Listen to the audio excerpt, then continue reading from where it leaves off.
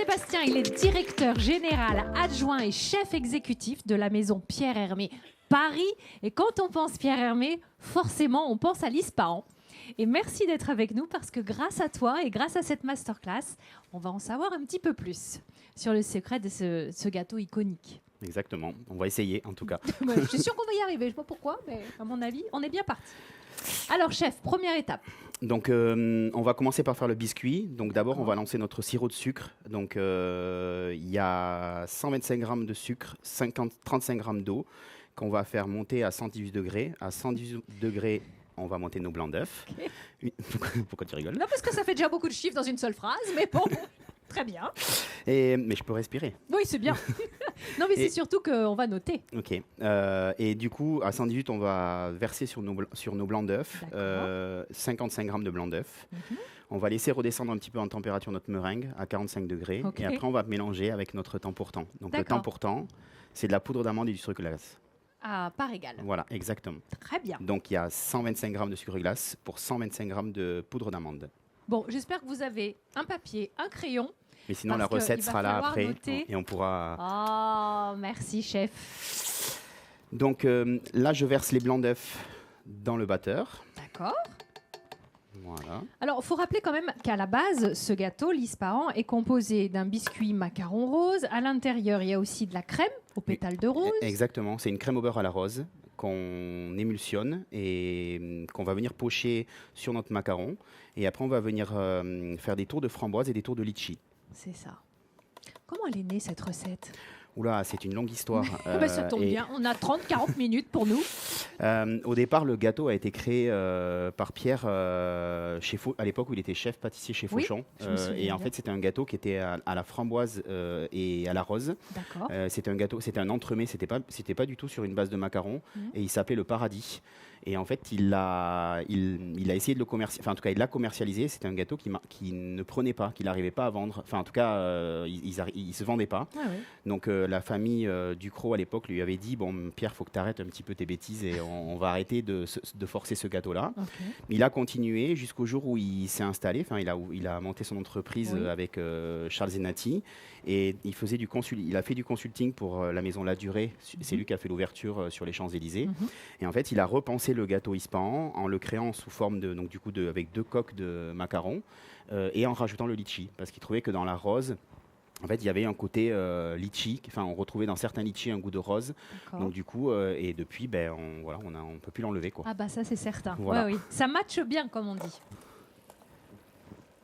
Est-ce qu'il y a des personnes qui n'ont encore jamais goûté cette spécialité de la maison Hermé ? Ah oui, quand même. Ah, génial. Bah, merci d'être avec nous aujourd'hui parce que vous allez vraiment goûter quelque chose dont vous vous souviendrez longtemps, franchement.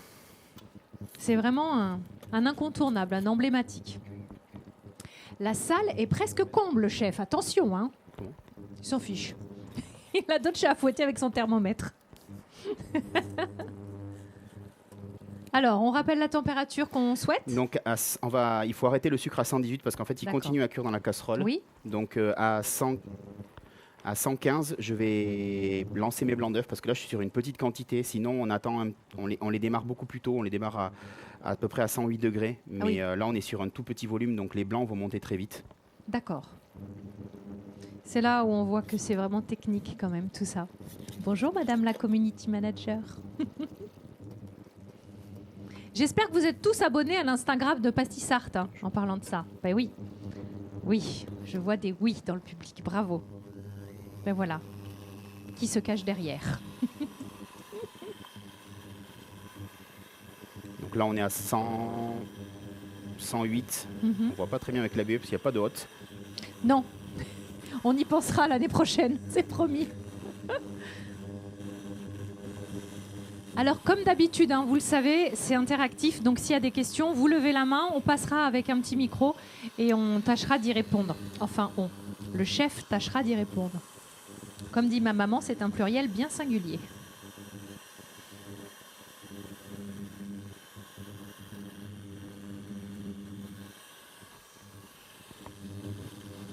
Donc là, on voit que les blancs commencent à être un petit peu mousseux. Oui. Enfin, vous voyez pas, mais moi, je vois. Si, on va voir. On va voir assez rapidement. Je pense qu'on est focus sur le thermomètre pour le moment. Voilà. Et il est pratique ce thermomètre-là. Donc là, je stoppe la cuisson. Ouais. Et là, je vais venir verser sur les blancs d'œufs. Je crois que le chef vous attend. Donc on fait couler le sucre doucement contre la... Hop. On baisse un petit peu la vitesse pour pas que le sucre parte trop sur les côtés.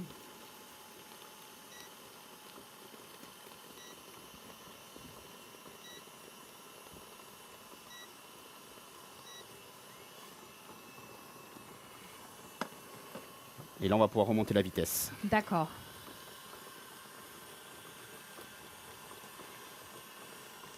Donc là, je vais mélanger mon temps pour temps. Donc ma poudre d'amande avec sucre glace avec une partie du blanc d'œuf. Donc il y a 55 grammes de blanc d'œuf, comme pour la meringue.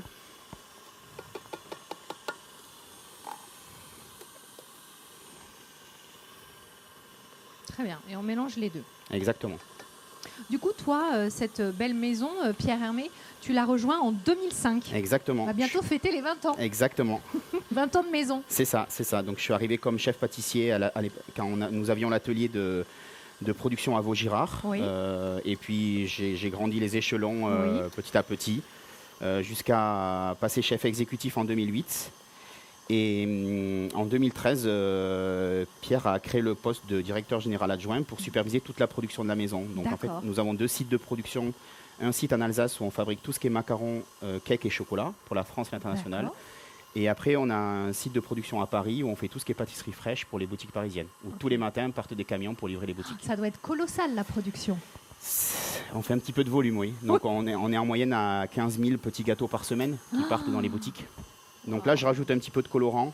Donc ça, c'est un petit peu à l'appréciation de chacun. Nous, on met à peu près 2 grammes au kilo de temps pour temps. Colorant Alimentaire. Oui. Donc là, c'est du rouge, un colorant rouge pour retrouver le rose de la coque du biscuit macaron Ispan. D'accord.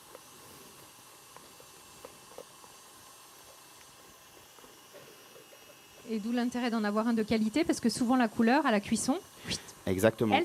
Après, nous, on cuit les macarons à une température assez douce. On est à 160, 168 degrés maximum pendant une quinzaine de minutes. Parce que si on cuit trop chaud, justement, la couleur s'évapore en fait à la cuisson et ça brunit. D'accord. Voilà. Voilà une petite astuce, vous voyez. Donc là, en plus, on a la spécialiste du macaron avec nous. Attention. Hein.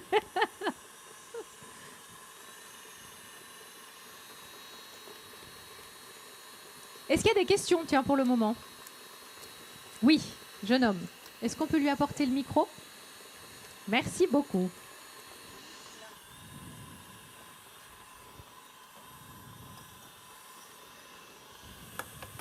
Bonjour, c'est juste pour savoir combien de blancs d'œufs dans le temps pour temps?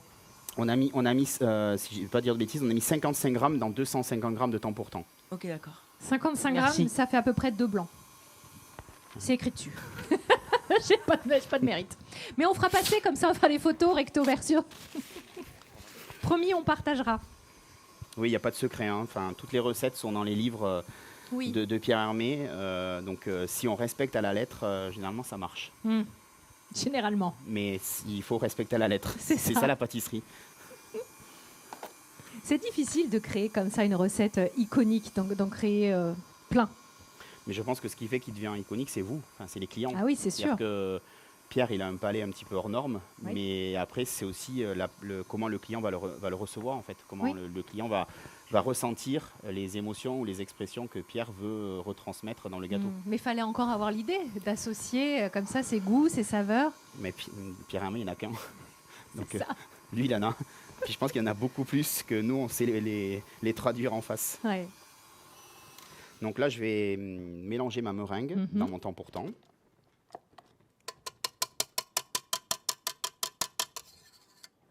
C'est la deuxième meringue de la journée sur cet espace. Hein. Tout à l'heure aussi, avec Marie, on a fait une meringue. Donc là, je vais en mettre à peu près un quart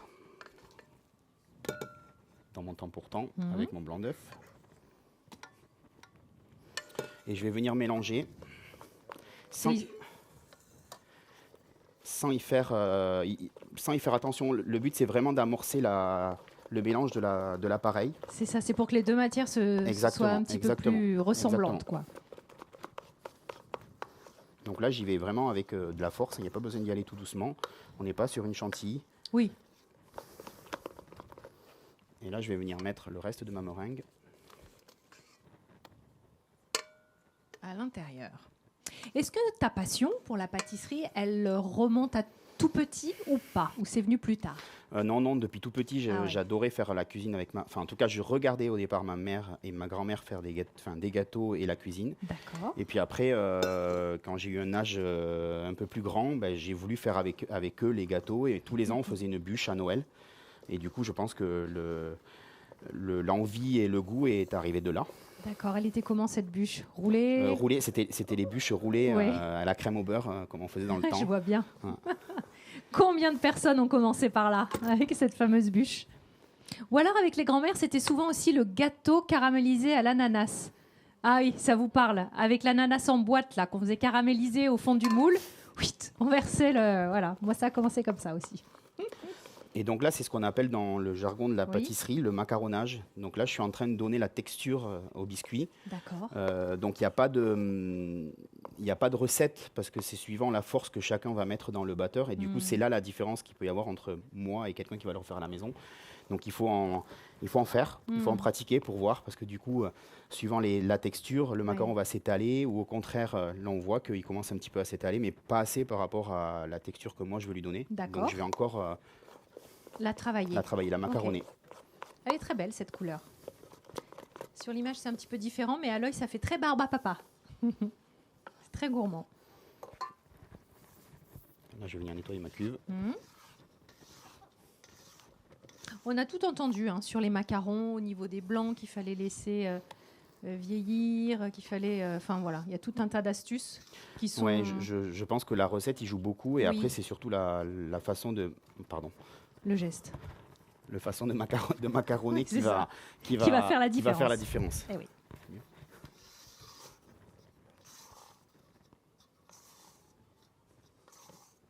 C'est bon pour tout le monde, cette première partie?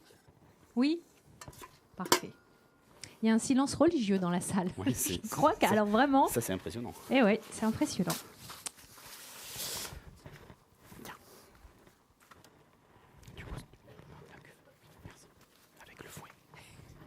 Oui.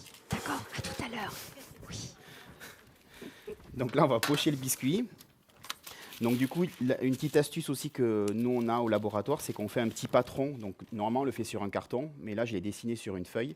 Et je vais poser la feuille sur laquelle je vais pocher le biscuit dessus.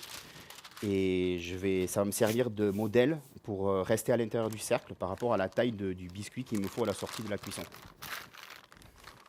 Et là, pour le coup, le diamètre est de combien? Là, on est sur une douille de 12. Et le diamètre, c'est 18 cm. 18, ok. C'est la taille de notre gâteau 6-8 personnes dans la maison. D'accord. Et pour un petit four, on est plutôt sur 3,5. Donc là, je remplis ma poche. Donc je suis sur une douille de 12. Et donc là, je vais faire l'escargot. Donc je pars du milieu. Et j'appuie tout doucement. Voilà, c'est là où chez nous, ça se corse. Alors ça, il n'y a rien de plus hypnotique que ça. Oui, mais ça, chef, c'est la démonstration qui veut ça.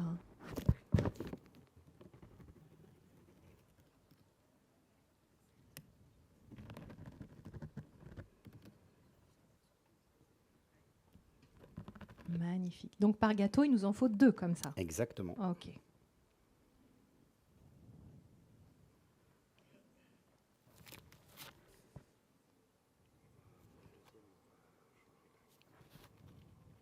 Alors, le four, je l'entends derrière moi. Donc là, on est à 168 degrés. Il est en préchauffe.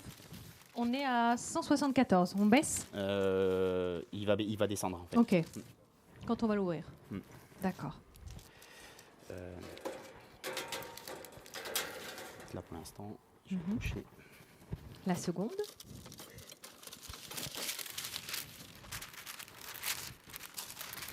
Maintenant qu'on a les secrets, on peut changer la couleur, on peut varier les plaisirs à foison. Exactement, parce qu'en fait, le biscuit macaron est toujours le même, la même recette. Après, c'est juste le colorant qui vient changer. Mais oui.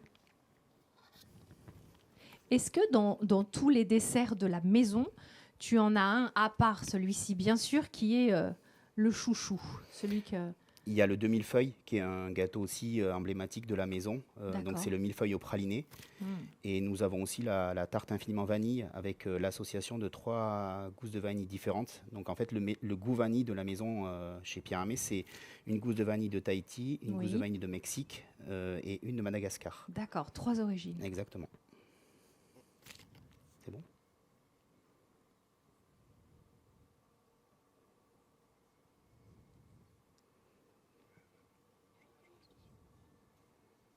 C'est magnifique.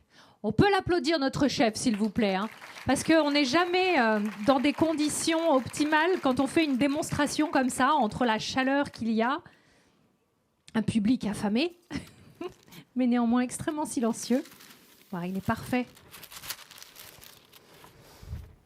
Alors, la température, on a bien compris. Le temps de cuisson c'est 14 minutes. 14 minutes.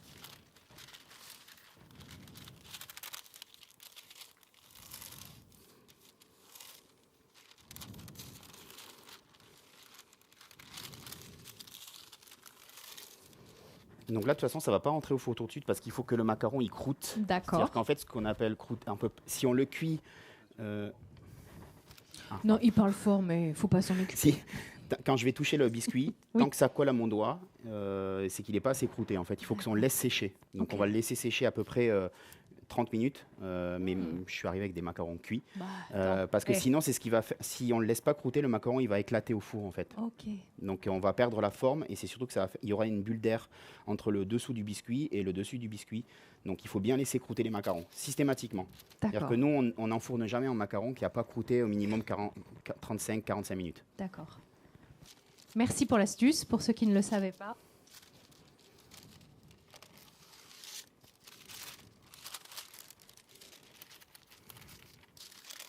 Alors, on va les laisser croûter sur le côté et on a des macarons qui sont déjà prêts. Tu vas le faire? J'ai l'impression qu'il ne me fait pas confiance. Bon, pourquoi? Je dis ça, je dis rien. Donc là, on va mettre la crème au beurre à monter. Donc on est parti nettoyer la cuve du batteur. D'accord.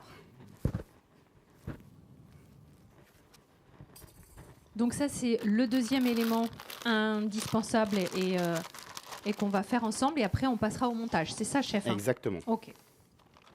Donc la crème au beurre, je suis déjà venu avec parce que j'aurais pas eu le temps en 30 minutes pour la fabrication. Donc, la crème au beurre, c'est une crème anglaise qu'on fait monter la crème anglaise. On la fait monter au batteur. Une fois qu'elle est montée, on la mélange avec du beurre et après on y rajoute l'essence de rose pour l'aromatiser. D'accord, c'est là. Exactement. Donc en fait, c'est donc le 90 g de lait, 70 g de jaune d'œuf, environ 3-4. 40 g de sucre. Donc on fait blanchir le sucre dans les jaunes d'œuf. On mélange au lait, on cuit comme une crème pâtissière, sauf qu'on cuit jusqu'à 85 degrés, donc comme la crème anglaise. D'accord. On refait une meringue italienne. Une fois que la crème anglaise est montée, on la fait refroidir à peu près à 45 degrés. On la mélange à la même température avec la meringue italienne et le beurre doux. Et on foisonne les trois ensemble. Mais vous verrez. Moi, je file à la boutique et j'achète le gâteau. Il y en a beaucoup qui font ça. Il y a du boulot. Ben oui, mais c'est normal en même temps. Donc, et du coup, une fois qu'on a fait la crème anglaise, donc on fait monter la crème anglaise. Oui. En parallèle, on fait une meringue italienne. Oui. Comme on l'a fait tout à l'heure pour le biscuit macaron. D'accord. Voilà. Une fois que les deux sont à température équivalente, on mélange la meringue dans la crème anglaise. D'accord. Et à ça, on y rajoute un beurre pommade. Okay. Et on mélange tout et ça donne la crème au beurre. D'accord. Voilà. Donc, fastoche, non? La crème au beurre, elle est là. Oui. On va attendre. Bah, elle est toute rose. Bah oui, parce que j'ai mis l'extrait de rose alcoolique et une petite poudre de colorant. Ah, la fameuse poudre de perlimpinpin. Merci beaucoup. Merci.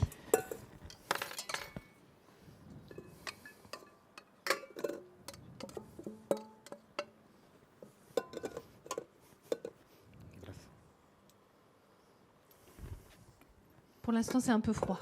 Mais ça sent la rose. Oui. Ça bloque un peu les Les odeurs et les saveurs. Donc là, on travaille à la feuille.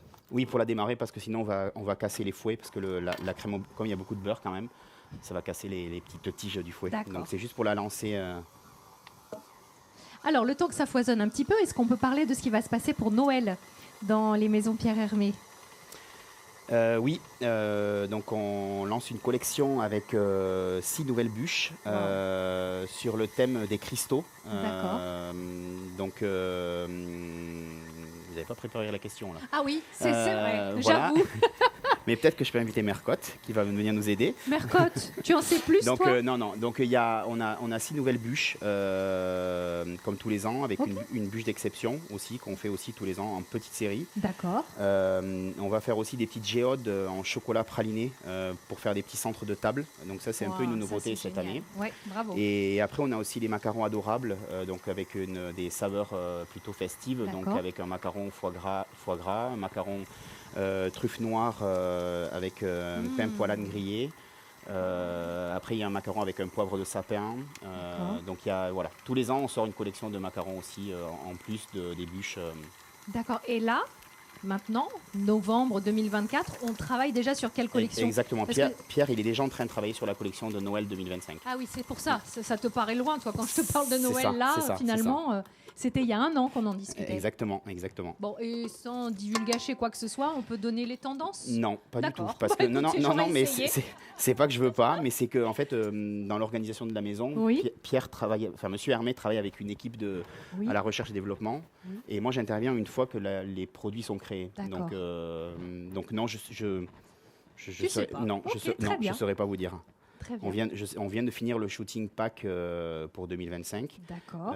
Justement, c'est Patrick qui nous a fait toutes les photos, Monsieur Rougereau, qui est juste dehors. Et voilà. On l'a vu dans le petit film travailler justement sur l'Ispahan, avec cette très belle photo qui suit l'envolée des pétales de rose. C'est très joli.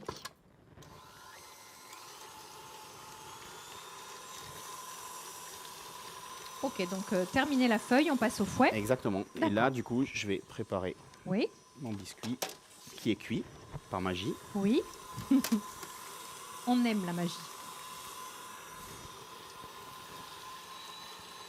Donc là, on va voir, dès qu'elle va commencer à bien monter, elle va changer de couleur. Là, elle est quand même très foncée. Mais une fois qu'elle va être remontée en température, elle va devenir beaucoup plus pâle, la crème.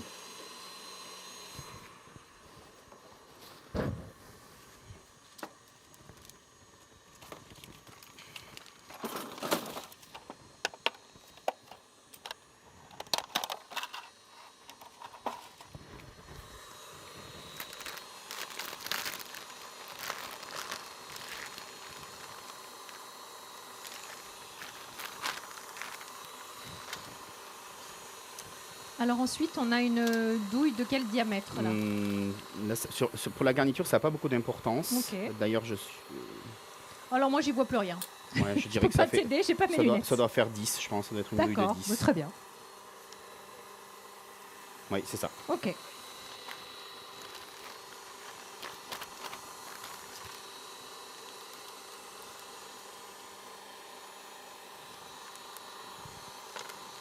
Donc là, on voit qu'elle est en train de... En fait, quand elle est très froide et qu'on la met avec la feuille, elle se sépare, les matières grasses se séparent. Et là, c'est en train de se remélanger ensemble. On voit que ça redevient homogène. C'est pas très clair celui quand même. Oui.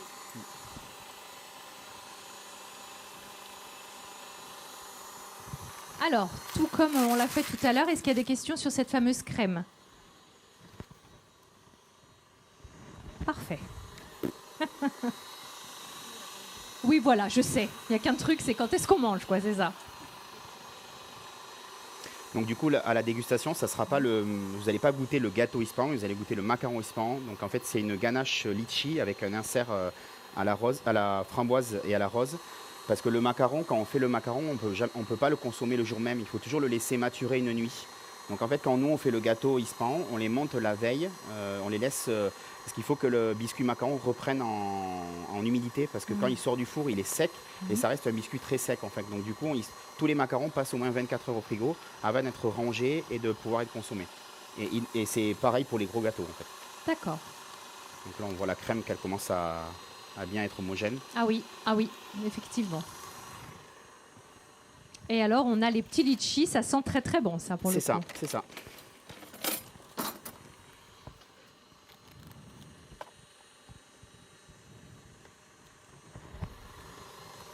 Oh, mais fallait pas. Merci. Les petites roses.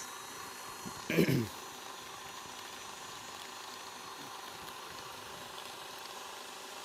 ça va pas tarder.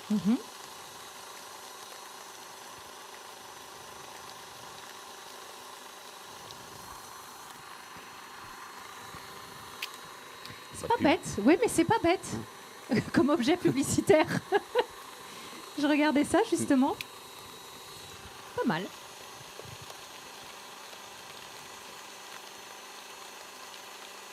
Bon, il aurait fallu que je la mette un petit peu à tourner avant pour que ça aille plus vite. C'est pas grave. On attend. Bah oui. Moi, je pose plus de questions parce que je veux pas demander des pièges. Est-ce que vous voulez qu'on commence à faire tourner la recette Oui, hein, pour que vous puissiez faire la petite photo. Vous me la perdez pas, hein. Il n'y en a qu'une.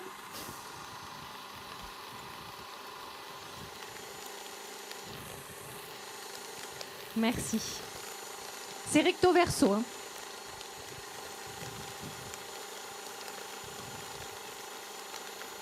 C'est une bonne idée, ça, pour les fêtes de Noël, pour le faire soi-même à la maison. Quelques petites feuilles d'or sur le dessus. Voilà, on adapte.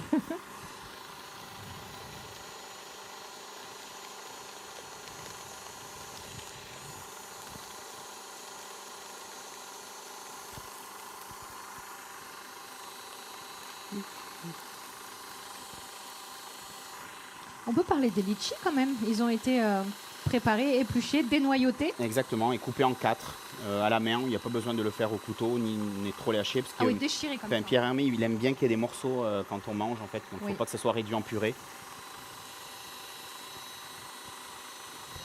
Allez, on va y aller.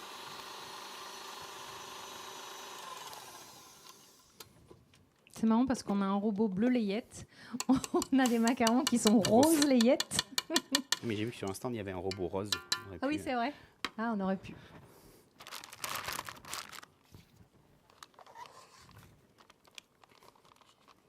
Donc ce qui nous arrive de faire aussi quand on a une commande qui tombe un peu au dernier moment et qu'on doit faire vraiment un ispan du jour J, en tout cas le matin que ça doit partir en boutique, on humidifie un petit peu la coque avec de l'eau pour l'aider à remouiller.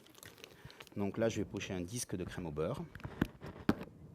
Comme c'est une recette iconique de la maison, est-ce que parfois, je ne sais pas, pour des événements, des mariages, des anniversaires, vous avez eu des demandes par rapport à ce gâteau assez improbable? En 2000, je ne sais plus quelle année, je crois que c'est 2017. Oui. On est parti à 6 pâtissiers en Inde pour faire le mariage de la fille de Monsieur Ambani. Wow. Où on a fait pour 2 soirées 1700 desserts pour le mariage. Donc on est parti à 6 et puis on a découvert un petit peu ce que c'était de faire des gâteaux en Inde. Ouais. Donc recevoir des framboises qui arrivaient d'Afrique du Sud mais qui étaient toutes très abîmées. Donc il a fallu un peu réinventer l'ispan, en tout cas le retravailler autrement. Ouais. Mais oui, ça nous arrive on a fait, dernièrement, Monsieur Hermé, il a fait le dîner d'État aussi avec le prince Charles, à Versailles. Oui. Donc il avait interprété l'ispahan en dessert à l'assiette. Donc oui, ça nous arrive. En fait, l'ispahan, on le décline un petit peu sur toutes les coutures. Enfin, le coup du mariage en Inde, bravo. Donc là, je vais faire un tour de framboise. Mm-hmm. Donc on le met bien sur les extérieurs. Ah oui, d'accord. Et on vient coller avec le bord de la crème au beurre. On laisse juste une petite marge. Oui, parce que s'ils ne sont pas collés avec la crème, après elle tombe dans la boîte quand le client le transporte chez lui. Bien sûr. Et d'ailleurs, quand on rentre de la boutique, on le met au frais et on le sort un peu avant ? Oui. Mais c'est un gâteau qui se mange quand même froid. Il ne faut pas le sortir trop longtemps à l'avance. D'accord. Parce qu'il faut quand même qu'il y ait un petit peu ce côté de fraîcheur. Aujourd'hui, les desserts sont de moins en moins sucrés. C'est vrai qu'après un bon repas, on n'apprécie plus du tout d'avoir quelque chose de trop lourd, de trop sucré. Mais on travaille aussi beaucoup sur l'ispan, la crème au beurre. Oui. Bon, alors, ça va faire longtemps que je suis dans la maison, mais je pense qu'en 20 ans, on a dû réduire 4 fois le sucre de la meringue et de la crème au beurre. Incroyable. Pour le désucrer. Et Monsieur Hermé travaille aussi aujourd'hui beaucoup les recettes dans ce sens-là. Dans ce sens. À désucrer. C'est fou comme le palais change, parce que baisser le sucre 4 fois sur une recette comme celle-ci, c'est pas anodin. Hein. Et c'est peut-être pas fini. Non.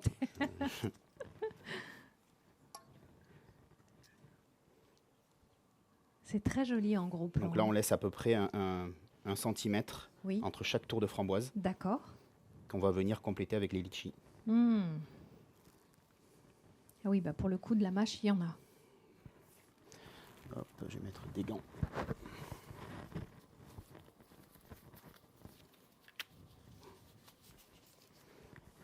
Travailler pour une maison comme celle-ci, Pierre Hermé, ça doit être une fierté incroyable. Oui, c'est une fierté. Je ne sais pas si c'est de la fierté, si on peut appeler ça de la fierté. Enfin, en tout cas, j'associerais ça à la fierté. Je suis contente de travailler chez Pierre Hermé depuis longtemps, mais aussi de travailler tous les jours avec mes collaborateurs. Parce qu'en fait, c'est eux qui font aujourd'hui. Moi, je fais faire. Du coup, on essaye au quotidien de faire ce qu'il faut pour qu'eux se sentent bien dans la maison. Bien sûr. La maison a beaucoup grandi depuis ces nombreuses années que la maison existe. Du coup, on essaye de faire venir... Enfin, on demande à Pierre de venir régulièrement au laboratoire, que ce soit en Alsace ou à Paris. Bien sûr.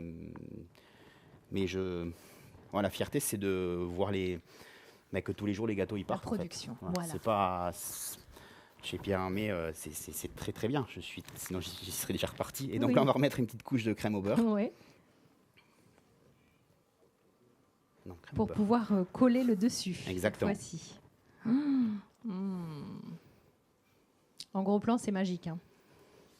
Et là, on va venir la décorer. D'accord. Le décorer, pardon. Donc, on va enlever les premières pétales qui sont jamais très très belles sur la rose.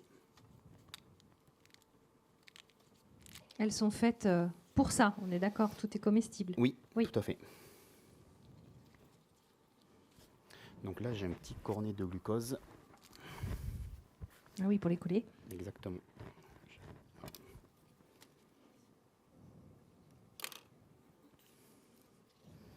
Donc on met une pointe de glucose sur l'arrière de la rose. D'accord. Et on vient faire une petite goutte, comme si c'était une petite goutte de pluie. Oh. Magnifique. Donc le tout avec du glucose. Exactement. Voilà, le petit secret du jour.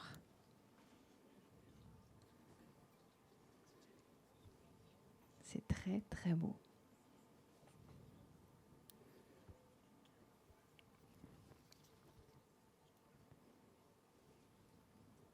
C'est vraiment très calme. Oui. Mais en fait, c'est vrai, on est tous hypnotisés par le geste, par les couleurs, par ces framboises. Regarde, chef, retourne-toi, regarde en gros plan. Voilà, c'est ça qui nous hypnotise. C'est normal. Et on vient coller aussi 3 petites framboises. Magnifique.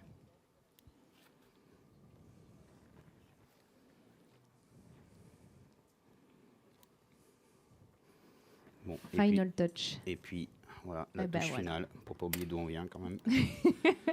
Le petit macaron PH. Applaudissements, s'il vous plaît, pour notre chef qui nous a éblouis. Merci Sébastien Claverie d'avoir été avec nous cet après-midi sur Pâtissart. Merci pour les secrets de cette recette iconique de la maison Pierre Hermé. l'ispahan. Donc la recette circule pour ceux qui sont debout, qui n'ont pas trouvé de place, c'est faire ça le comble comme on dit. Donc merci infiniment. Bon retour, à très vite. Et s'il y a des questions, vous pouvez vous rapprocher parce qu'il y a aussi la dégustation, voyez-vous. Voilà, on va faire tourner les macarons pour que vous puissiez apprécier.